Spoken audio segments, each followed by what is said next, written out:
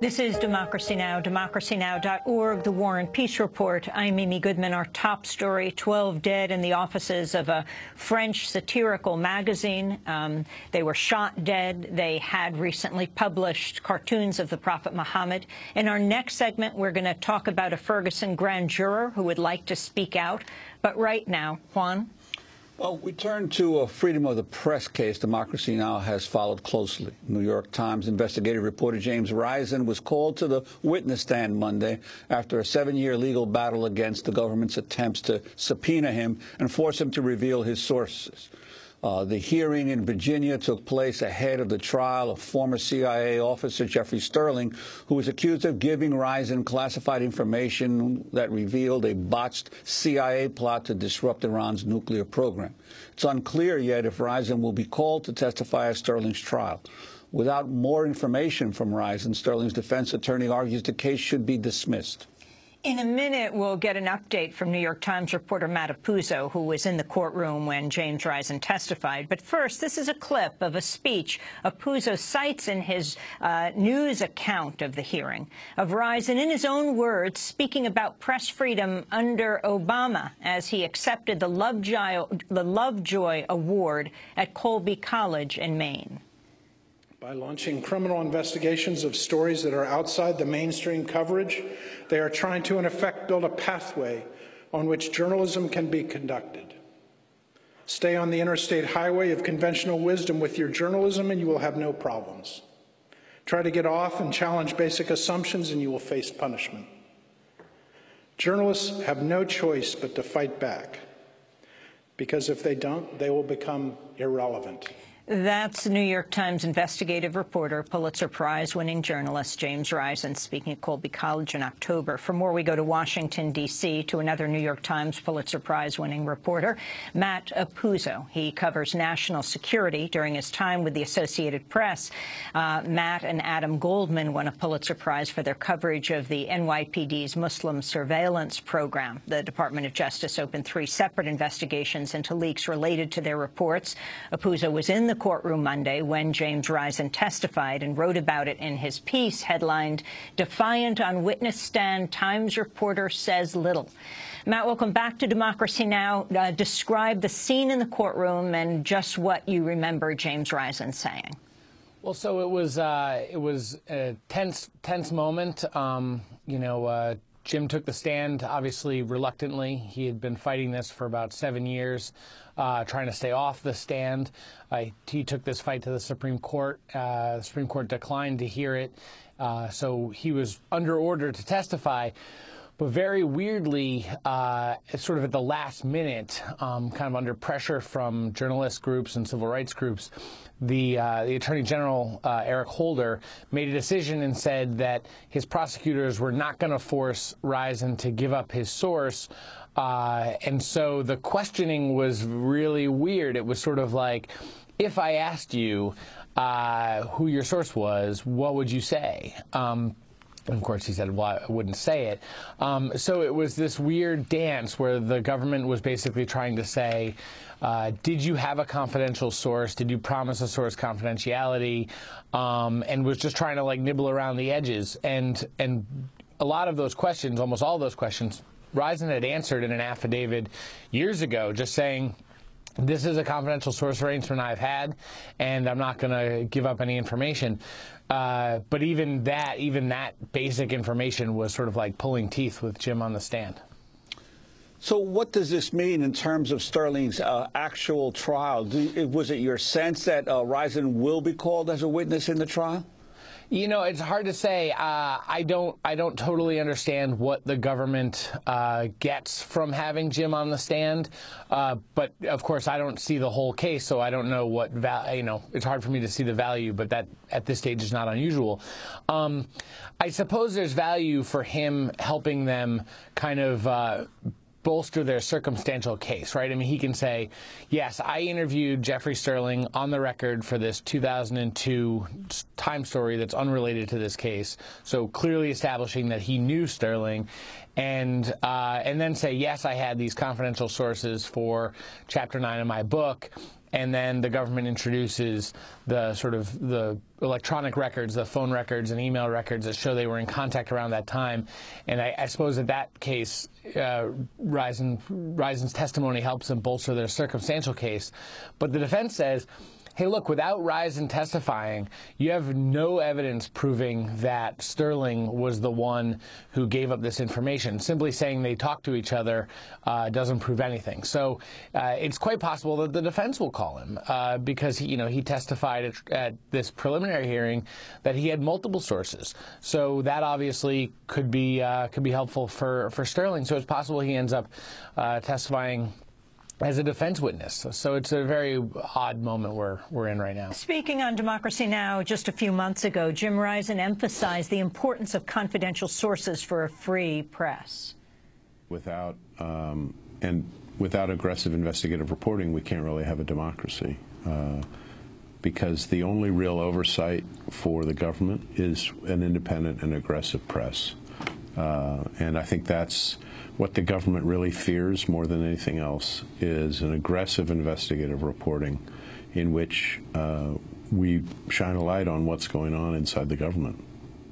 And we can't do that without maintaining the confidentiality of sources. That was Jim Reisen on Democracy Now! In court on Monday, he said, I'm not going to provide the government with information that they seem to want to use to create a mosaic to prove or disprove certain facts. Matt, can you take our listeners and viewers back to why exactly Jim Reisen has been pursued for 7 years, beginning with the George W. Bush administration and then, to his shock, right through the 2 Obama administrations? Sure. So, I think this really starts around the time that Reisen and Eric Lichtblau reported in the Times and also in Jim's book about the NSA's warrantless wiretap program. Obviously, that spurned a large investigation, so the government was clearly looking for their sources in that story in early 2006. I think there's that may have morphed into this case where now they're looking at this Chapter 9 where Reisen writes in his book about this botched CIA operation in Iran where the CIA gave nuclear schematics to Iran that they had introduced design flaws to in hopes of setting back the nuclear program. But Jim's book reveals that these flaws were easily spottable and that Iran probably just worked right around them.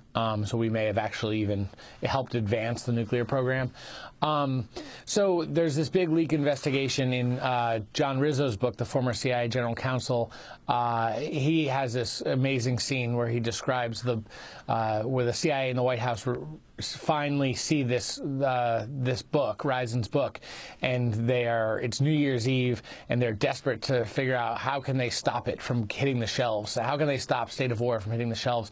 And they're working all night to see can we get all the books recalled? And I mean, finally, obviously, they realize that logistically that was impossible. So the book comes out. There's a big leak investigation, and ultimately they focus on Jeffrey Sterling, who is a CIA officer involved in this Iran program. And Reisen's been fighting efforts to get the government's been trying to put him on the stand for years, first through Attorney General Mukasey, and then ultimately through Attorney General Holder. Have been trying to put him on the stand for years, and he's been fighting for 7 years. And Matt, what about this Dr. Jekyll, Mr. Hyde personality of the Obama administration? On the one hand, saying that they're not going to jail journalists, but on the other hand, a constant crackdown on whistleblowers, a key ingredient of for any investigative journalist, and their attempts to go after the sources of reporters. Well, I think there's two things to take from that. One is this is clearly a course correction for Eric Holder, right? I mean, there are more leak investigations, more prosecutions than all other administrations combined. But now, as the tenure's winding down, and there's been this kind of blowback, and the kind of criticism he's gotten from civil rights groups, people who would traditionally be his strongest supporters. from journalist groups. I think he's sort of saying, you know, geez, maybe we went too far. And he has said maybe we've gone too far. And you know, they've rewritten the guidelines for subpoenaing journalists. They've rewritten the guidelines for when you can take their phone records, as they did in our case. And he said that his biggest regret of his tenure was labeling James Rosen, the Fox News reporter, as a criminal co-conspirator for asking a State Department contractor about classified information. I mean, that was a startling thing for every reporter to see. The idea that just asking somebody about national security makes you potentially a criminal. So Holder said that was a regret, that maybe this crackdown's gone too far. And so there's tension, right? I mean, his prosecutors say, we can't win this case against Sterling if we don't put Risen on the stand. So Holder is trying to split the baby a little bit here. He's saying, okay, you can subpoena him, but you can't put him in a position where he'd be in contempt of court and you can't get him thrown in jail. So they're not asking him about his source. And, you know, who knows how this is going to play out at trial. Matt, you worked for the Associated Press. That's where you won the Pulitzer Prize before working for the Times. And in 2013, the AP reported the Department of Justice had secretly obtained a trove of journalists' phone records in what AP's chief executive called a massive and unprecedented intrusion, seizing the records for the work and personal phone numbers of individual reporters in New York, Washington, Hartford, including you. Can you talk more about that and what it meant for reporting in this country?